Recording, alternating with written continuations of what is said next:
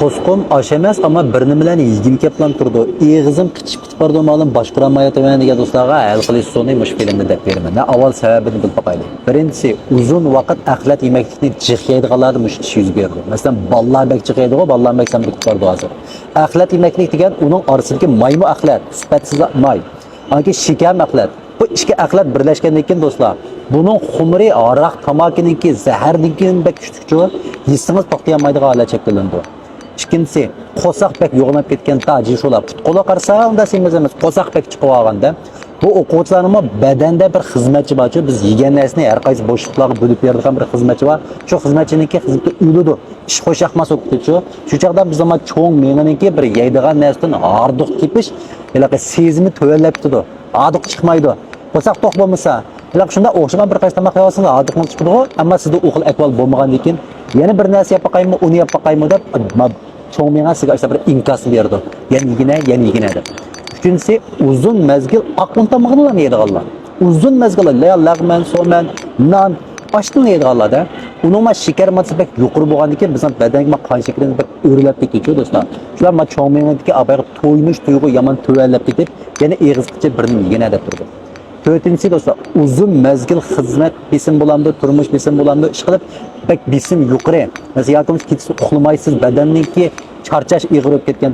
Ammo o yemekliklardan bir xo'shallik tuyg'usi tepish, rozi bo'lish, mamnun bo'lish, to'yinish tuyg'usi tepish degan narsa yomon tuvalab ketib, yigina deb turdi.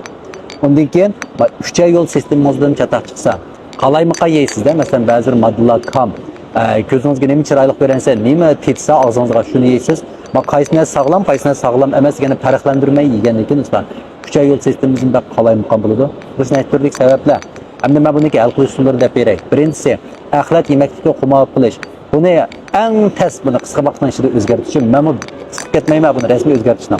Asosiyatdan har qanday qadam o'zining irodasiga tayinib tashlaydi bu axlat yemeklikni.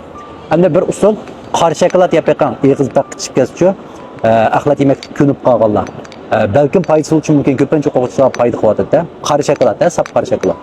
Ikkinchisi qo'saq bek yo'g'inib olganlar, bu xil o'quvchilar amalda kunlik yeyotgan oq un tamoqlarini, xunshu, qo'noq, kav, yangyu, sulu yarmisi, qo'noq unda qilgan xemirdamda mushtaqa almashtiraylik do'stlar. Qon shakarimiz turoqli bo'lsa, to'yinish tuyg'ularimiz yuqori bo'ldi. Va cho'ng meningmi tamoqlardan arduq chiqarishi yuqoriroq bo'ladi-da, cho'ng sizni tatlamaydi. Undan keyin do'stlar, 3 yo'l sistemasidan sal masala chiqqan do'stlar bo'lsa, yishing uchun, ya'ni foydali bakteriya yapayotganlar. Mümkün vitamin D3 ni to'liqlab beringlar. Vitamin D3. Ondan keyin bek charchab, badanim bisin o'rlab ketganlar, ketsa uxlamaydigan do'stlar, kunlik turmushni sal ritmliroq qilaylik. Eng usul nima, yaxshi usul nima bo'lsa, ham oson usul. Bog'chilarni cho'klab beraylik, bog'cha ko'llarning bo'yiga berib, bog'chilar berib, oilan beraylik, badanniki rahat tuyg'usi yuqori bo'ladi. Shu chaqda eg'izing qichmaydi, ishonsangiz sinab beqam. Endi sal o'zi o'rug'roq qarmoqqa, masalan 50 kiloda 60 kilogacha bo'lgan qizlar yana azroq o'riqib olganmish qo'sqon kichik qo'saq bek chiqib oldi.